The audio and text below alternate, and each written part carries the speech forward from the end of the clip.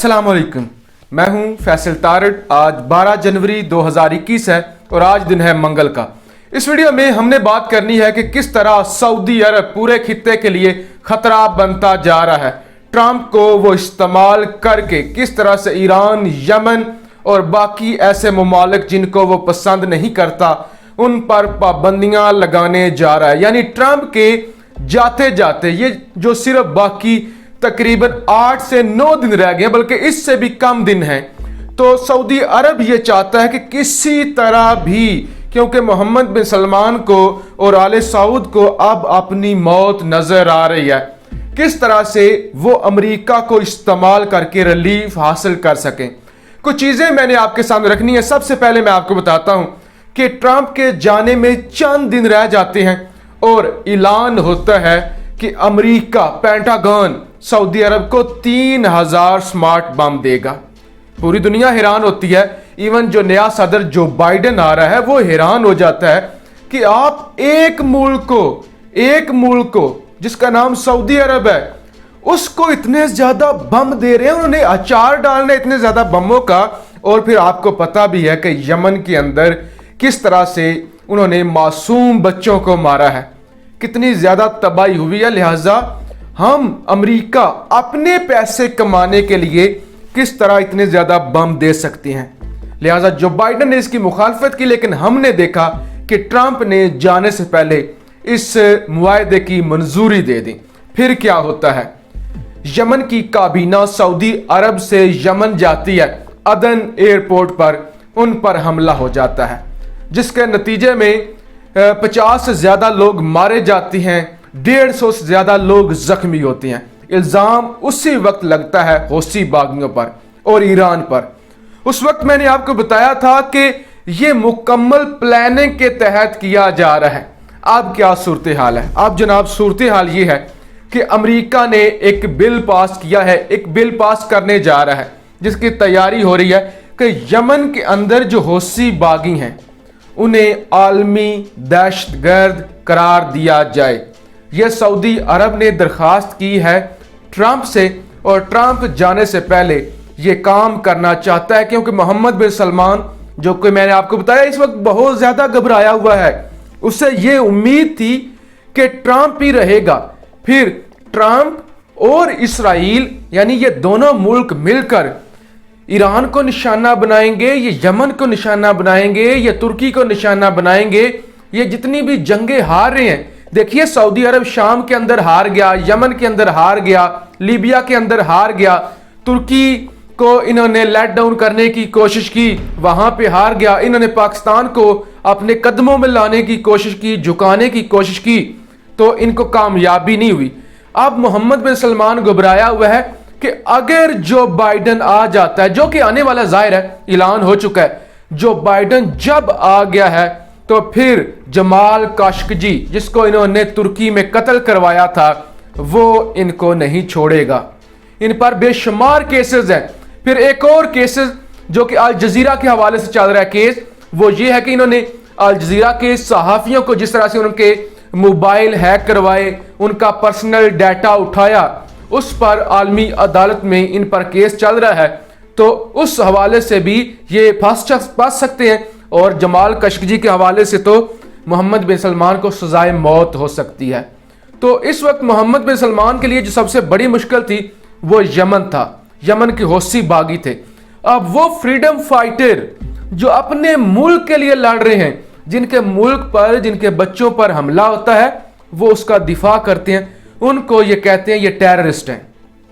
अब हौसी बागियों ने क्या कहा है, जो सबसे अहम बात है, हौसी बागी ये कहते हैं कि आलमी दहशतगर्द करार दिए जाने पर अमेरिका को जवाब देने का हक रखते हैं। इसके अलावा हौसी बागी ये कहती हैं कि हमें ये कह रहे हैं कि आप ईरान का हमायत याफ्ता ग्रुप हैं। यानी हौसी बागी ईरानी मलेशिया, ईरानी हमायत याफ्ता ग्रुप, वो कहते हैं हम जो ईरानी हमायत याफ्ता ग्रुप है, अगर हमें आलमी दहशतगर्द कहा गया तो जो अमरीकी हमायत याफ्ता ग्रुप है यानी सऊदी अरब, यूएई वगैरह, तो फिर हम उस ग्रुप को नहीं छोड़ेंगे। یہ واضح انہوں نے دھمکی لگائی ہے۔ یہ محمد علی الحوثی نے ٹویٹ کیا ہے۔ محمد علی الحوثی جو کہ حوثیوں کے ترجمان بھی ہیں، انہوں نے ٹویٹ کیا۔ وہ کہتے ہیں کہ اگر آپ کہتے ہیں نا کہ ایرانی گروپ، وہ کہتے ہیں ایرانی گروپ پھر امریکی حمایت یافتہ گروپ کو نہیں چھوڑے گا، اور مائک پومپیو جو کہ سیکرٹری خارجہ ہیں امریکہ کے، ان کو انہوں نے دھمکی دیا کہ آپ ان سارے کاموں سے باز رہیں۔ تو یہ صورتحال ہو چکی ہے کہ ٹرمپ اگر جانے سے پہلے یہ اتنی بڑی غلطی کر دیتا ہے، اتنا بڑا ریلیف دیتا ہے آل سعود کو، اور پابندی لگا دیتا ہے حوثی باغیوں پر، تو پھر ایک بڑی جنگ جو ہے وہ چھڑ سکتی ہے۔ اب معاملہ یہاں تک نہیں رکا، ایران نے بھی مخالفت کر دی ہے۔ ایرانی سرکار کا بیان بھی آ چکا ہے کہ سعودی عرب اس سارے معاملے سے دور رہے۔ محب وطن لوگ، وہ یمنی جو اپنے ملک کے لیے، اپنی آزادی کے لیے، اپنی روایات کے لیے لڑ رہے ہیں، ان کو یہ دہشت گرد کہتے ہیں، حالانکہ انہوں نے ان کے بچے مروائے ہیں۔ پھر حوثی باغی کہتے ہیں کہ ٹرمپ کو مخاطب کر کے کہتے ہیں کہ ہمارے جو بچے شہید ہو رہے ہیں نا، اور ہم جو بھوک سے مر رہے ہیں، اس میں آپ کا بھی اتنا ہی کردار ہے۔ ہم ٹرمپ کو بھی اتنا ہی قصوروار سمجھتے ہیں جتنا محمد بن سلمان ہے۔ لہٰذا اس وقت ٹرمپ اور محمد بن سلمان کے گرد ہم دیکھتے ہیں کہ عالمی لیول پہ گھیرا سخت ہو چکا ہے۔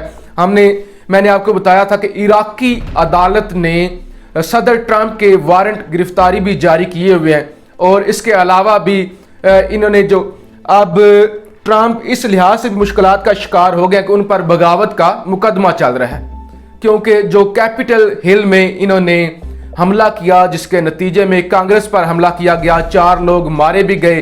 اب ٹرمپ کے مواخذے کی جو کارروائی ہے اس کا بل بھی پیش ہو چکا ہے، اور ٹرمپ کو بغاوت پر اکسانے کے جرم میں بڑی سزا بھی ہو سکتی ہے۔ تو بے شمار کیسز ہیں۔ پھر جو انہوں نے بلیک واٹر کے وہ 15 دہشت گرد جنہوں نے عراق کے اندر لوگوں کو مارا تھا، ٹرمپ نے انہیں سرِ عام معافی دے دی۔ لہٰذا UNO اس پر غصہ ہے کہ یہ کیسا ہو سکتا ہے، یہ کیسے ہو سکتا ہے کہ دن دہاڑے کیمروں کے سامنے عراق کے اندر بلیک واٹر کے لوگ ماریں اور آپ انہیں سرِ عام معافی دے دیں۔ تو ٹرمپ ہر لحاظ سے گھرا ہوا ہے مقدمات میں، اس پر بے شمار کیسز اب چلنے والے ہیں، اور سب سے بڑا کیس تو یہ بغاوت کا ہوگا، بغاوت پر اکسانے کا۔ تو ایک تو یہ کیس ہے، پھر وہ کچھ بول نہیں سکتا، وہ کچھ بھی نہیں کر سکتا، اس کا ٹویٹر بند، اس کی فیس بک بند، اور ادھر سے محمد بن سلمان کہ جس پر قتل کے کیسز ہیں، جس پر ایک نہیں ہزاروں قتل کے کیسز ہیں، جس نے مختلف ممالک کو تھریٹ کیا ہے، جس نے یمن کے اندر لوگ مارے ہیں، جس نے جنرل قاسم سلمانی کو شہید کروایا ایران کے اندر۔ تو یہ سارے دشمن ممالک، یعنی جو محمد بن سلمان کے دشمن ممالک ہیں یا دشمن شخصیات ہیں، وہ تو انتظار میں ہیں کہ کل ٹرمپ جائے، محمد بن سلمان کی جو پاور ہے وہ کم ہو اور ہم دھاوا بول دیں۔ تو لہٰذا اس سے پہلے یہ چاہتے ہیں کہ سر کچلا جائے حوثی باغیوں کا اور انہیں ٹیررسٹ قرار دیا جائے۔ لیکن حوثی باغیوں نے بھی کہا ہے کہ ہم ایسا کبھی نہیں ہونے دیں گے، اور ہمیں امید ہے کہ ایسا نہیں ہوگا۔ تو یہ صورتحال بن چکی ہے کہ ٹرمپ کے جانے سے پہلے کچھ بھی اس خطے میں ہو سکتا ہے۔ لہٰذا اپنی رائے کا اظہار ضرور کیجیے گا۔ پاکستان زندہ باد۔